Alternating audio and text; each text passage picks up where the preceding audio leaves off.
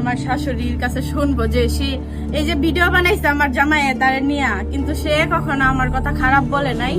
এটার জন্য হচ্ছে আমি জানি যে আমি তার পুলার বউ হিসাবে পারফেক্ট ভাবে হইতে পারছি, কারণ এই যে আমার শাশুড়ি আমি অনেক সাপোর্ট করি। আমার শাশুড়ি অসুস্থ হোক যাই হোক, আমি বলবো না, আমার শাশুড়ির মুখ থেকে শুনেন। আচ্ছা মা, আপনি কোন তো অসুখ বিসুখ করলে আমার ছেলের বয়ে ডাক্তার বাড়ি নিয়ে যায়।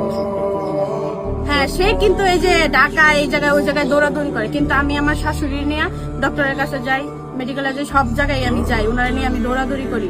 আর আমার শাশুড়ির জন্য এই যে এত কিছু আমার জামাই করছে, বাড়ি ঘর সবকিছু, আর সে তার মার জন্যই কিন্তু করছে। আর সে কি আমারে ভালোবাসবো তার মারে না বাইসা?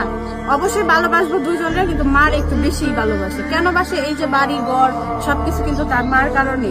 আর তাকে যদি আমি মার স্থান না দিতে পারি তাহলে আমি কেমন ভুলার বউ হইলাম? আর আমি ওনারা অনেক ভালোবাসি।